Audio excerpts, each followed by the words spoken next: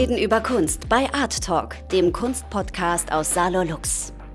Wir treffen KuratorInnen und KünstlerInnen dort, wo sie gerade ausstellen. Mit uns entdeckt ihr zeitgenössische Kunst und außergewöhnliche Kunsträume in unserer Region.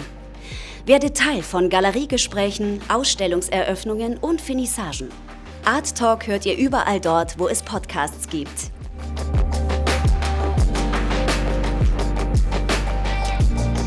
Hallo und herzlich willkommen zu einer neuen Folge von Art Talk.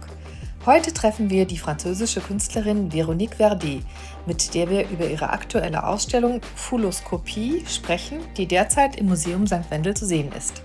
Die Künstlerin Véronique Verdet ist 1967 geboren in Cannes. Sie studierte Plastik und audiovisuelle Kunst an der HBK Saar und von 2004 bis 2006 war sie Meisterschülerin von Christina Kubisch mit dem Schwerpunkt auf audiovisuellen Projekten. Sie lebt und arbeitet in Saarbrücken. Véronique Verdet schafft Installationen, Sound- und Videoarbeiten und sie zeichnet auch ganz klassisch auf Papier. Und welche Themen sie behandelt und was sie künstlerisch so umtreibt, das erfahrt ihr gleich in diesem Podcast.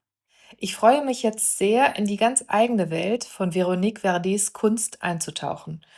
Wie immer findet ihr die Abbildungen der besprochenen Arbeiten in meinem Blog. Ich wünsche euch viel Spaß beim Zuhören. Eure Verena Feldbausch. Liebe Véronique, hallo und herzlich willkommen bei Art Talk. Hallo. Was treibt dich an, künstlerisch tätig zu sein? Wie findest du deine Themen? Oh, das ist eine sehr, sehr weite Frage. Mein Thema ist eigentlich schon seit einigen Jahren die Massen.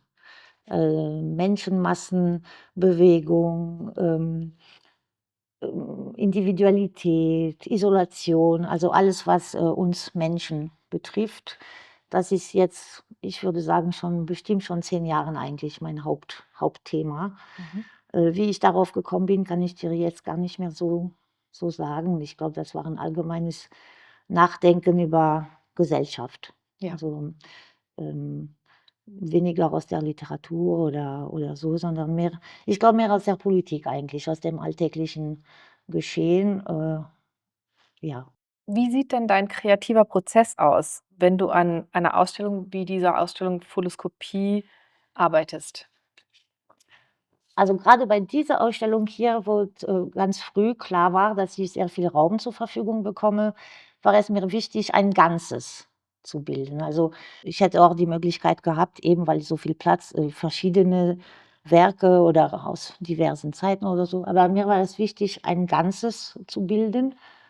Und ich wollte also einerseits diese Hauptarbeit, das ist also diese Rolle, diese Zeichnung, die ist 10 Meter lang und ja, das, was mich beschäftigt, ist wirklich da drin zu sehen. Also das ist Individualität, in dem jeder Punkt steht für sich. Da sind aber Milliarden oder Millionen oder ich weiß nicht wie viele Punkte und sie bilden sich zusammen, sie treffen auseinander, sie wandern, sie bewegen sich. Ja, das ist also damit habe ich angefangen für St. Wendel, weil das war mir klar, ich wollte was Großes, zeigen aus diesem Zyklus der Tuschezeichnungen. Und diese Rolle, die zeigt wirklich, was mir wichtig ist. Diese organisch, kann man sagen, weil die Rolle entwickelt sich oder diese Zeichnungen, die entwickelt sich immer so wie ein bisschen wie Lebewesen, ne? Also das fließt und wobei ich hier tatsächlich etwas mehr, Muster gebildet habe als sonst. Also, oft habe ich einfach laufen lassen sozusagen, aber hier war es mir auch wichtig, mehr Muster zu bilden. Das kann man sehen, wenn man ganz nah dran geht, sieht man, dass, Konstruktionen, engere, dichtere Kugeln oder dichtere Masse, oder manche bilden sogar wie so blumenartige Muster und ja, genau. Also, diese Zeichnung, genau, also das war der Ausgangspunkt, weil ich, habe zuerst mal auch an eine Landschaft eigentlich gedacht. Ja. Die heißt Fouloscopie? Ja, diese Zeichnung. Und da kommen wir eigentlich gerade jetzt auch zu dem Titel der Ausstellung zu sprechen, Fouloskopie. La Foule heißt ja die Menschenmenge. ja. Wieso hast du diesen Titel gewählt? Fouloskopie, da bin ich auch vor einigen Jahren darauf gestoßen, auf diesen Begriff, nachdem ich eine Sendung auf France Culture gehört hatte mit dem Erfinder diesen Begriffs, der heißt Moussaïd. Das ist ein Wissenschaftler, Soziolog und so weiter, und der untersucht insbesondere Massenphänomene, wie benimmt sich die Masse zum Beispiel in Gefahrsituationen, welche Bewegungen entstehen oder wie benehmen sich Gruppen untereinander, miteinander, so. Und da hatte ich mich schon länger mit eben solchen Themen beschäftigt. Und ich habe ihn dann angeschrieben und gefragt, ob ich das Wort benutzen dürfte für ein neues Zyklus. Damals habe ich nicht gewusst, dass ich ja zig Jahre später immer noch daran arbeiten würde. Und er war sehr, sehr nett. Also er ist ein Franzose, aber damals arbeitete er im Max-Planck-Institut in Berlin. Und ja, er hat mir also offiziell erlaubt, dieses Wort zu benutzen für meine Arbeit. Und das passt einfach für mich perfekt, weil es ist wirklich eine Untersuchung der Masse, Ja. Menschenmasse, Menschenmengen. Und ich variiere das, wie man dann eben auch sieht hier mit den Figuren in 3D sozusagen dann die Menge darstellen und Genau. Du stellst in deiner künstlerischen Praxis den Menschen in den Mittelpunkt. Welche Zusammenhänge in der Gesellschaft willst du damit herausstellen? viele. Also einerseits eben diese Zusammengehörigkeit. Also wir sind ja alle gleich auf dem ersten Blick. Das ist mir immer ganz wichtig. Aber eben nur auf dem ersten Blick. Weil genau wie bei den Punkten ist es hier bei der Arbeit, bei der ich hier diese Figuren modelliert habe, sind sie auf dem ersten Blick auch homogen. Aber wenn ich näher hingehe und hinschaue, ist jede einzelne steht für sich. So. Also wir haben hier sowohl individuelle, aber auch eben ja, zusammen. Und trotzdem treffen da auch welche auseinander oder treffen zusammen oder so. Das ist für mich ein Sinnbild von uns Menschen. Also manchmal eben zusammen, manchmal nicht. Auf den ersten Blick gleich, aber nur auf den ersten. Das ist wie bei den Punkten eigentlich.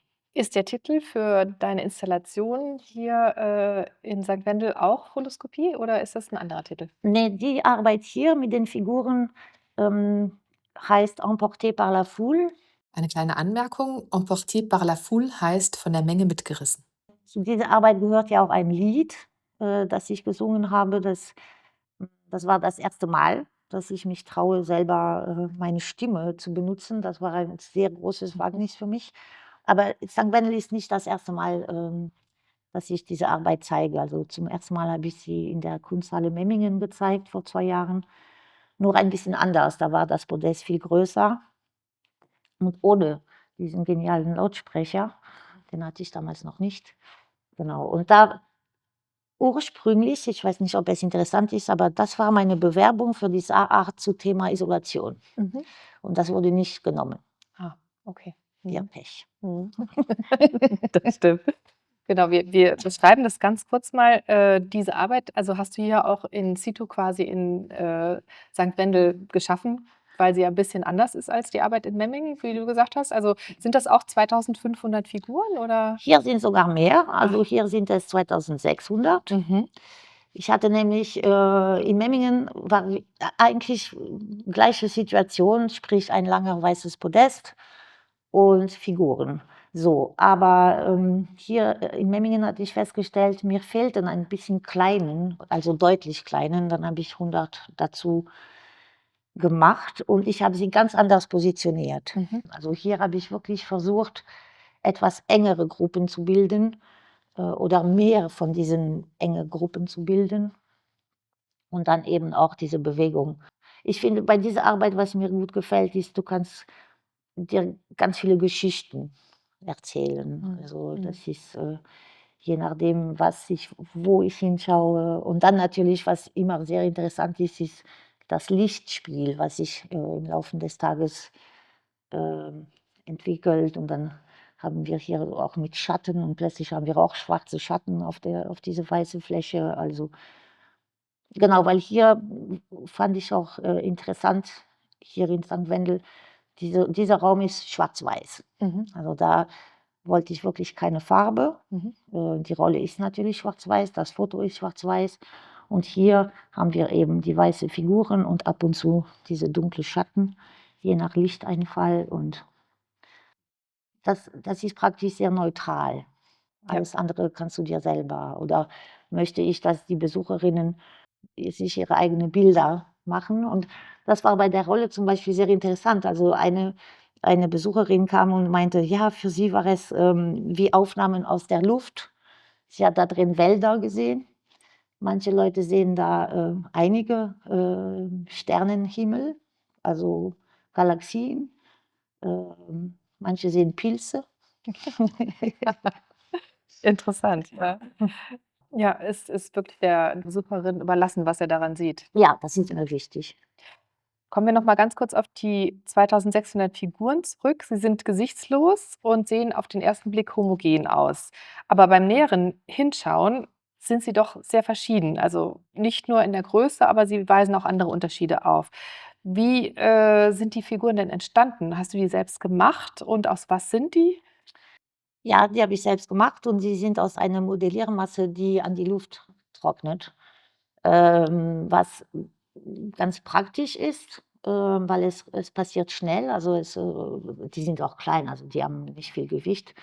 Und die Masse ist aber modellierbar genug, um eben so ganz kleine Unterschiede, also manche sind leicht gebückt, manche geneigt, so und ja. Und das ist halt ein Material, was jetzt rein praktisch gesehen, ja, es ist einfach zur Hand zu haben. Ja. Also und es trocknet schnell, also man kann schnell, Schnell weiterarbeiten. aber die sind hier natürlich alle geklebt, Mhm. weil sie eben relativ leicht sind, wäre das zu riskant. Mhm. Und die Ausgangsfarbe ist auch weiß von dem Ja. Material. Genau. Genau. Ebenfalls in diesem Raum gibt es ja diese klangliche Intervention, ja? Man hört aus dem Lautsprecher ein Lied und du singst das selbst. Und was ist es für ein Lied? Das ist ein wunderschönes Lied von Edith Piaf. Das Lied heißt La Foule. La Foule. Ja. Mhm. Hier hören wir einen kleinen Ausschnitt daraus. Je revois la ville en fête et en délire, suffocant sous le soleil et sous la joie. Et j'entends dans la musique les cris, les rires qui éclatent et rebondissent autour de moi. Der Text transportiert eben genau das, was ich transportieren wollte. Dieses Gefühl, allein in einer Menschenmasse zu sein, sich zu befinden, ganz allein. Und im Laufe des Liedes ändern sich auch ihre Gefühle. Also am Anfang ist die Masse ist, sie lachen und sie feiern und plötzlich fühlt sie sich doch ganz allein zurückgelassen und einsam. Also das ist eben diese Paradoxe oder diese widersprüchliche Situation, die durchaus in der Masse entsteht, ne? Manchmal fühlst du dich pudelwohl und auf einmal merkst du: „Oh je, was habe ich hier zu suchen?“ Oder plötzlich die Masse kann sowohl bedrohlich als aber auch als wohlwollend empfunden sein. So. Und das mochte ich sehr immer schon an das Lied, dass es eben diese verschiedenen Aspekte, eigentlich ein sehr trauriges, weil am Ende verliert sie ihren Mann. Und als viertes Objekt in diesem Raum ist noch dieses Foto zu sehen, das Schwarz-Weiß-Foto von einem schreienden Menschen. Mhm. Ja? Warum gehört das auch hier dazu, zu dieser Installation? Ja, das ist einer, der wirklich sein Gefühl nicht versteckt, ne? Also, das Nee. ist wirklich ein und das wollte ich auch als Kontrast zu eben diese Gesichtlosen, habe ich hier fast das ganze Gesicht. Und der hat wirklich geschrien, ne? Also, das ist ja eine sehr alte Arbeit, 20 Jahre. Mhm. Und ich hatte eine ganze Reihe von schreienden Porträts gemacht und er war der Beste, weil er hat wirklich geschrien. Mhm. Also, die anderen haben getan, als ob. Und er hat wirklich, und ich war zuerst selber, ich weiß noch genau, total erschrocken darüber und habe dann so, weil damit hatte ich nicht gerechnet. Ich dachte, er macht wie die anderen, hält sich die Ohren zu und reißt den Mund auf, aber er hat wirklich geschrien. Und das fand ich halt ein starkes, einfach noch ein ganz starkes Gefühl in diesem doch sehr harmonisch oder, und da haben wir wirklich unverfälscht ein, ein Gefühl. Ja. Ja. Du verwendest mehrere Medien in deiner Kunst, also Foto, Video, Sound und auch ganz klassisch Tusche auf Papier. Warum ist diese Vielfalt für dich wichtig? Oh, weil sie mir eben diese vielen Möglichkeiten gibt.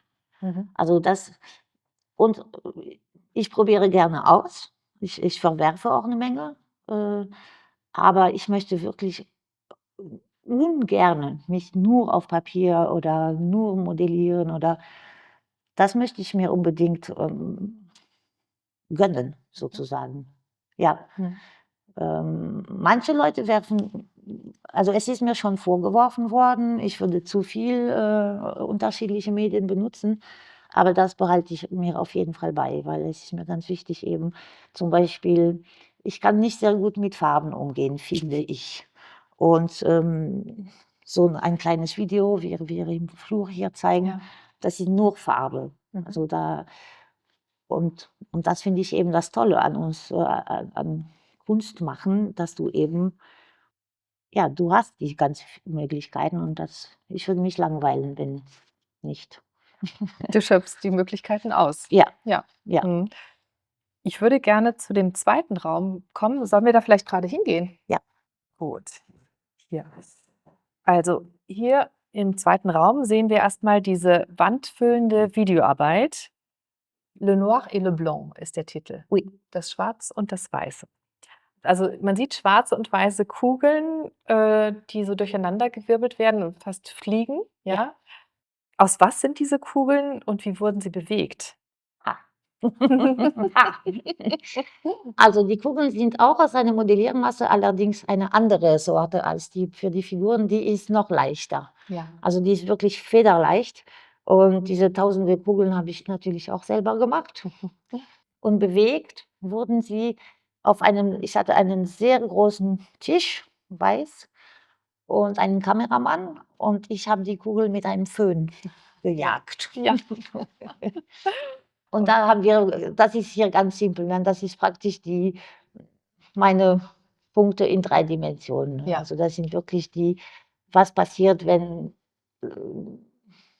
Leute oder Punkte oder Kügelchen aufeinandertreffen, auseinanderdriften, sich versammeln, anhaufen und ganz fast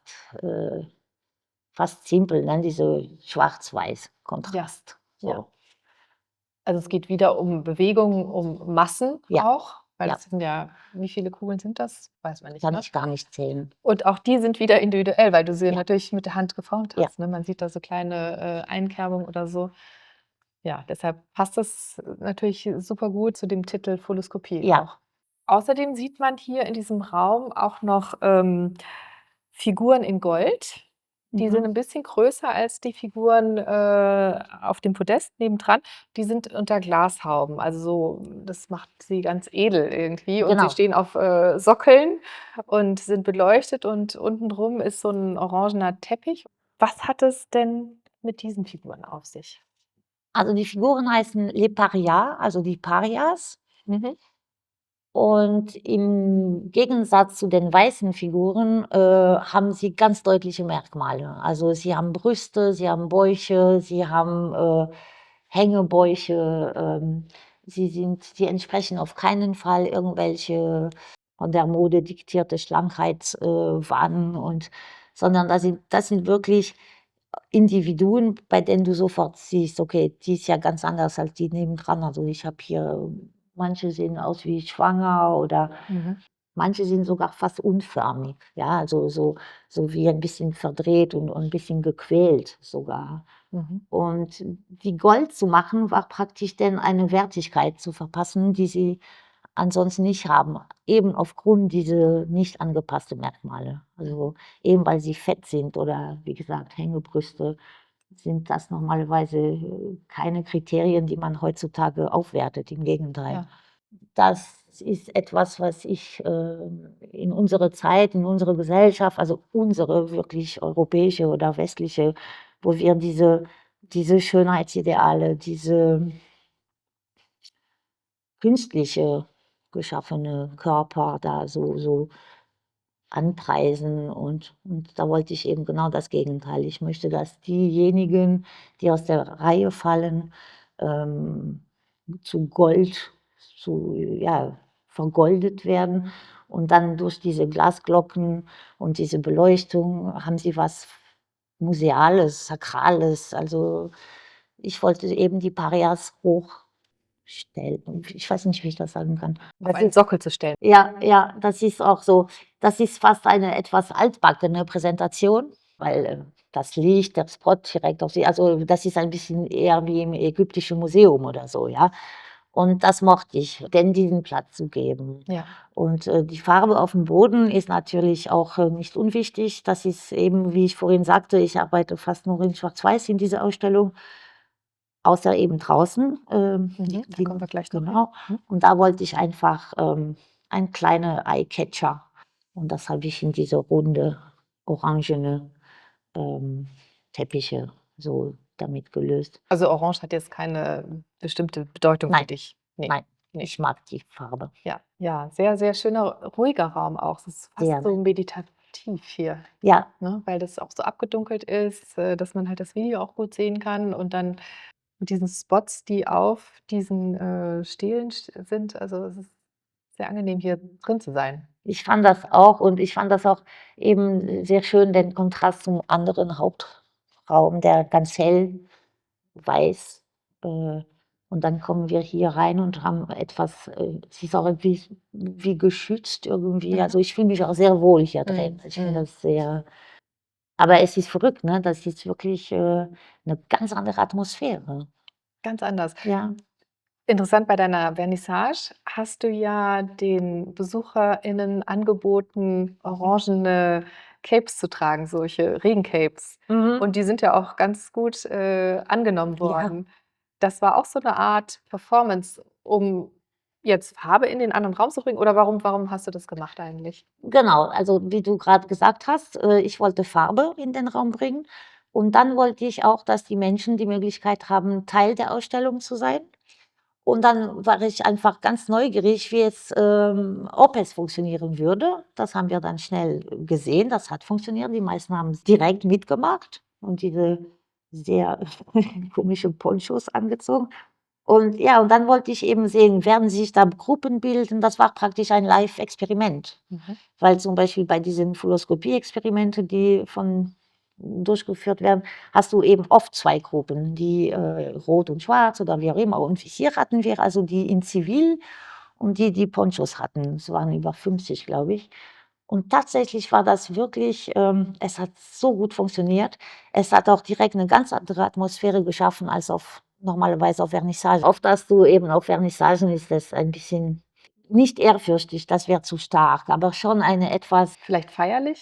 ja, und dadurch, dass die direkt am Eingang, des Museums sozusagen, diese Ponchos, angezogen haben, wurde direkt viel gelacht und verglichen und gemacht und so und auch, was auch schön war, fand ich, waren die Geräusche, die dadurch entstanden sind, weil diese Ponchos sind ja aus 'ner komische Folie und das hat tatsächlich, ganz feine Geräusche ergeben, aber vor allem die Atmosphäre, das hat mir sehr gut gefallen. Ich glaube, diese Idee werde ich noch mal benutzen. Also, die hatte ich schon seit Jahren im Hinterkopf und hier hat mir Friederike die Möglichkeit gegeben, das umzusetzen. Die war einverstanden und wir waren auch sehr gespannt.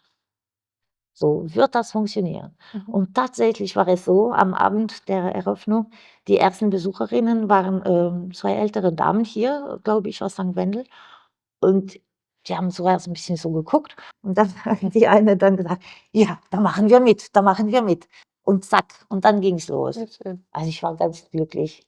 Und das hat tatsächlich, also, in dem weißen Raum die Farbigkeit, das war so ja, beeindruckend, ne? Also du hattest Farbflecken und dann auch noch in Bewegung und Ja. hier im dunklen Raum war es auch super, weil das hat dann geschimmert Mhm. und geglitzert und oh, Ja, ja. sind zum Glück sehr viele Fotos entstanden an dem Abend. Mhm. Die werde ich auch, auf meinen Blog stellen. Dann Ah, können schön. die Leute sich das mal anschauen, wie das hier so aussieht. Und sowieso, wir sprechen ja über, deine Werke, da werde ich auch die Fotos, Ah, dazu schön. in den Blog stellen, dass man sich das Gerne, anschauen kann. ja. Ja, schön. Ja, jetzt würde ich gerne mit dir noch in den Gang gehen. Die eine Arbeit ist ja eine Videoarbeit, Ja. ne?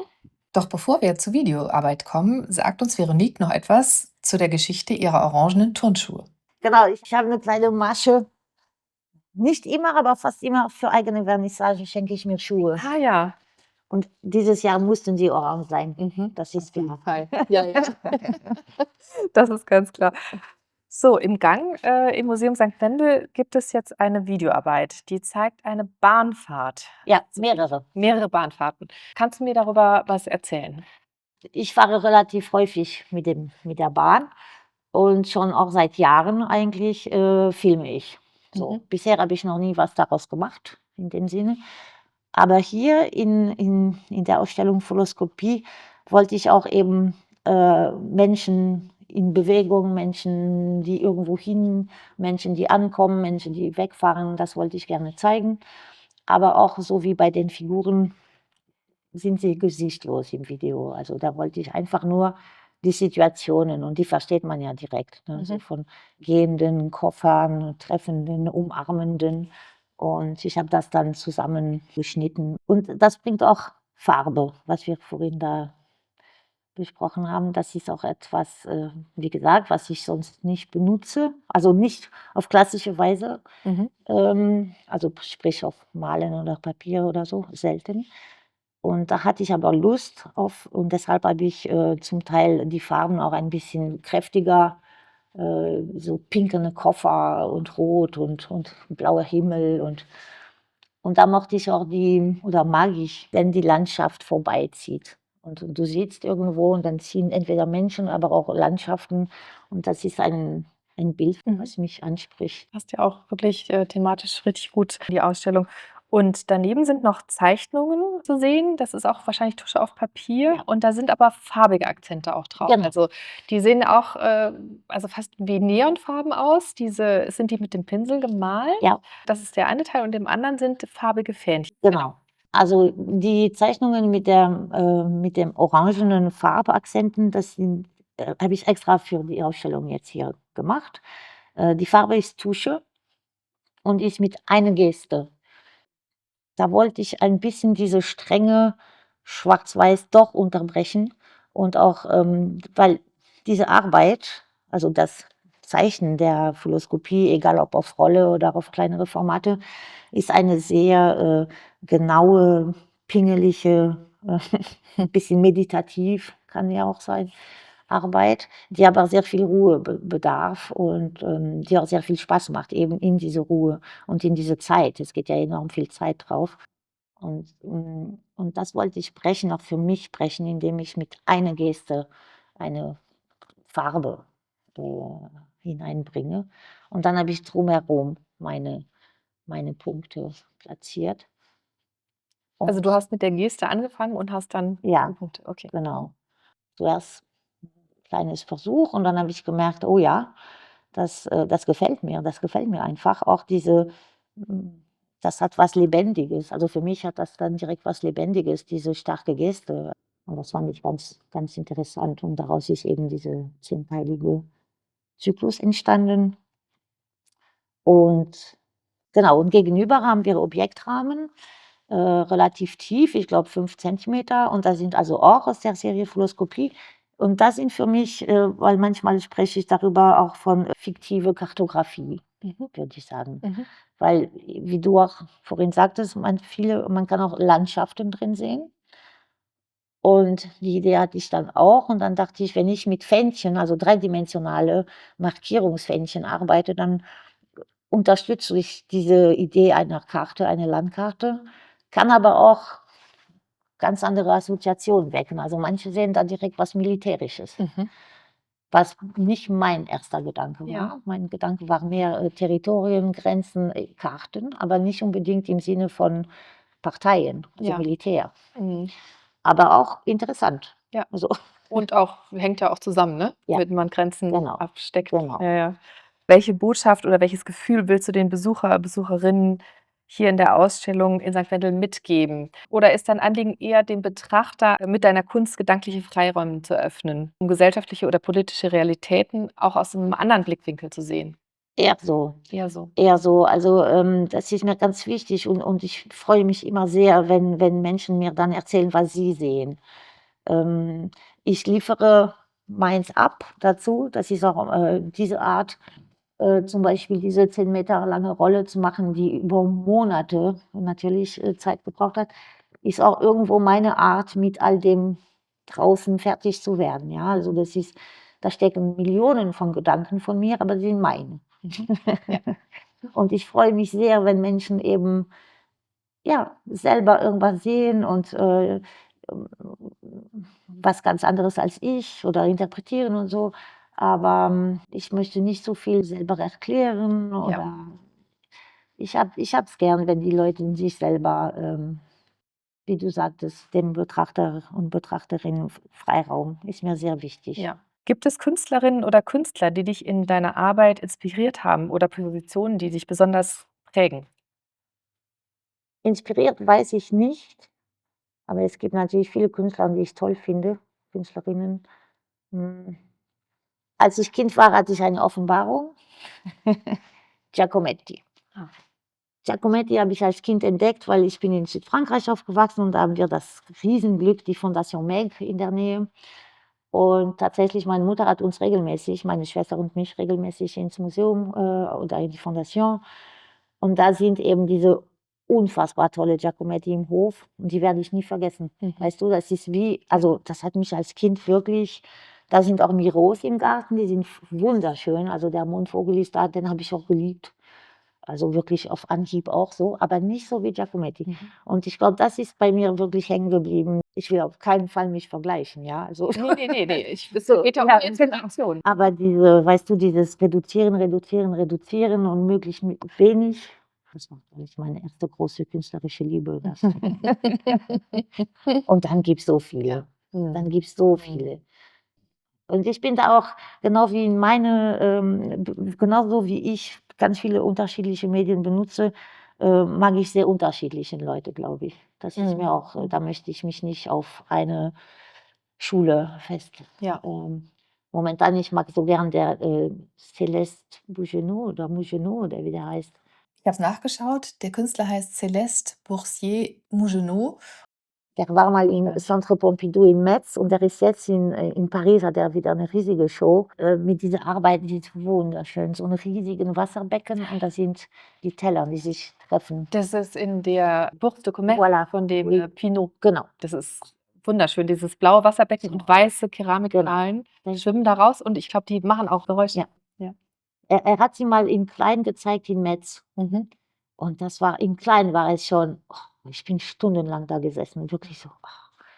Und manche Leute finden das zu Gimmick Art, habe ich heute gelesen noch. Ich dachte so, nee, das ist mir zu streng. Mhm. Also das finde ich auch nicht okay, das als Gimmick Art herabzusetzen, weil ich finde, er macht eben mit so wenig Mitteln. Es ist Wasser und Keramik, fertig. Mhm. Und dann entstehen da auch und es bilden sich zusammen Gruppen und diese feinen Geräusche. Ja. Traumhaft. Ja. Wirklich wunderbar. Auch da stellen wir den Link in die Shownotes, dass man sich das anschauen kann, Ja. weil ich bin auch total fasziniert von diesen Ja. Bildern, die ich da gesehen habe. Das ist toll. Was sind deine zukünftigen Projekte oder Themen, die du in deiner künstlerischen Arbeit noch erforschen möchtest? Tatsächlich habe ich Blut geleckt mit dem Video, Mhm. weil dieses Mal war es das erste Mal, dass ich das alles alleine gemacht habe. Also, weil zum Beispiel bei den Kugeln hatte ich auch Hilfe bei der Montage. Beim Schnitt? Genau. Aber dieses Mal, diese On the Road Zugvideo, habe ich alles alleine geschnitten und Montage und ich habe gemerkt, das macht mir sehr viel Spaß. Und ich glaube, die nächste Zeit werde ich damit aber zusammen mit meiner eigenen Komposition dann. Also ich werde, die wir hier in St. Wendel haben, ist ohne Ton. Aber ich glaube, ich werde ein bisschen in diese Richtung gehen, Video selber vertonen. Da habe ich richtig Lust. Ich habe sowieso noch mal Lust, Sound zu machen, Ja. weil das bedarf aber auch viel Zeit. Ja. Also wenn ich Sound mache, mache ich nur Sound. Ja. So, weil das ist da musst du sehr konzentriert und aber es macht Spaß. Also Sound machen mache ich sehr gerne. Aber konkret ist erstmal Bundesrat. Aha.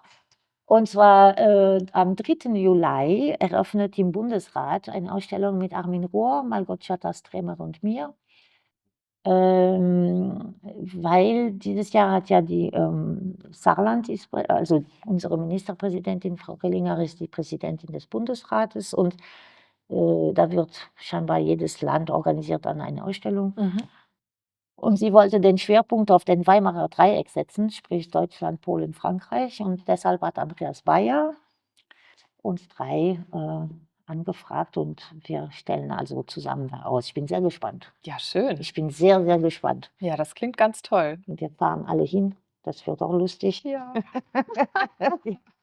Und nächstes Jahr normalerweise dieses Projekt in der Schweiz. Genau, erzähl mal ganz kurz noch über das Projekt in der Schweiz. Ja, also das war eine Ausschreibung für Künstler aus Deutschland und der Schweiz, die irgendwie einen Bezug zum Bodensee haben. Und dadurch, dass meine deutsche Großeltern am Bodensee gelebt haben, habe ich einen starken Bezug zu dieser Gegend. Und das ist eine Gegend, wo auch sehr viele Künstler gelebt haben, während und nach dem Zweiten Weltkrieg. Also sprich, da ist schon viel Kunstaffinität dort. So. Gut, dieser Verein will jetzt auf deutsche und Schweizer Ufer Arbeiten in freiem Plastik präsentieren. Da werde ich sehr wahrscheinlich auch mit Sound arbeiten. Aber momentan zeigt sich die Umsetzung als schwieriger als geplant. Und deshalb hoffe ich, dass es klappt. Dann wünsche ich dir viel Glück dabei und Ja. bin sehr gespannt. Bin auch gespannt. Aber sag mal, dann habe ich dich vielleicht falsch vorgestellt. Du hast deutsche Großeltern. Ja. Also bist du Deutsch-Französin? Ja, also ich bin in Frankreich aufgewachsen. Meine Mutter ist Deutsche, meine Großeltern waren Deutsche und sie waren die Künstlerseite der Familie und meine französische Seite sind die Juristen und die Deutschen eben die Künstler. Und deshalb habe ich auch schon immer Kontakt zu Kunst und Künstlerdasein und Schwierigkeiten damit. Das ist in der Familie leider sehr bekannt. Aber momentan habe ich eine Ausstellung mit den Großeltern zusammen im Kunstmuseum Singen am Bodensee. Das ist eine richtige tolle Werkschau von beiden Großeltern und ich habe einen kleinen Raum zur Verfügung bekommen als Gegenwart, Kontrast. Und da bin ich sehr glücklich. Ich war sehr skeptisch. Aber ich muss sagen, das ist sehr schön geworden. Wie heißen deine Großeltern? Mein Großvater hieß Walter Herzger und der war Bauhausschüler, der hat im Bauhaus studiert, bei Klee zum Beispiel. Und meine Großmutter hieß Gertraud von Harlesheim und sie war eine Burg-Giebichenstein-Studentin gewesen. Und sie wohnten damals in Bremen und wegen des Krieges ist sie dann zum Bodensee hingezogen auf der Höri, weil dort lebten bereits Künstler und Künstlerinnen. Und dann sind sie nach dem Krieg da geblieben. Ja. Genau. Und wie heißt die Ausstellung nochmal, dass wir das kurz auch noch erwähnen? Also die Ausstellung, von den Großeltern heißt das die Kunst des Einfachen. Und mein Part heißt Massen, Grenzen und Territorien. Kunstmuseum Singen bis, ich glaube, Ende August mein Part und die Großeltern etwas länger. Und vor allem, es hat mich sehr, sehr gefreut, weil meine Großmutter, das ist also klassische, tragische Geschichte. Ihr Mann wollte nicht, dass sie auch Kunst macht, wollte einfach nicht. Und sie dachte, er sei sowieso viel besser. Und eine Zeit lang hat sie für den Lebensunterhalt der Familie gesorgt und konnte nicht mehr arbeiten oder hat nicht mehr künstlerisch gearbeitet. Und irgendwann, als sich die Lage gebessert war, er war eine Zeit lang Prof in Karlsruhe, dann ging es ein bisschen besser. Aber sie hat halt zig Jahre nicht weiter arbeiten können. Nicht künstlerisch gearbeitet, sondern hat eigentlich für die Familie gesorgt, die Familie finanziert. Ne? Unglaublich. Und sie war nicht die Einzige. Da waren, also wie gesagt, auf der Höri lebten, zum Beispiel Dix lebte auch da und Erich Heckel, also eine große Künstlerkolonie. Und da war auch ein anderer, ich weiß den Namen gerade nicht. Und das war das Gleiche. Die Frau war Künstlerin, der Mann auch. Aber die ist zusammen mit meiner Großmutter, sind sie jeden Tag in die Schweiz in die Nähmaschinenfabrik und haben am Fließband gearbeitet. Oder in die Konservenfabrik oder was weiß ich. Ne? Ja, ja. Zum Glück ändert sich das ein Zum Glück. bisschen. Genau, würde ich auch sagen. Und eben sehr schön, dass diese Ausstellung mit den Großeltern zusammen Ja. auch, Ja, das war spannend. also das finde ich ja eine tolle Sache auch. So vor Jahren in diesem kleinen Hermann-Hesse-Museum. Das war auch eine schöne Sache. Und zwar, die Großeltern hatten während des Dritten Reiches, waren sie erstmal zusammen nach Italien geflüchtet sozusagen oder ja, und haben dort gearbeitet zusammen. Da hat er noch keine Probleme damit, der Großvater. Und sie hatten gemeinsam geführte Tagebücher mit Aquarellen, Zeichnungen, Texte. Wunderschön, wirklich wunderschön. Das sind bestimmt 4 Bänder existieren. Und daraus wurde die Ausstellung gemacht. Die Kuratorin hatte damals so, wie sagt man das, Reproduktionen. Ja. So, und ich hatte da 2 kleine Räume für meine Arbeit.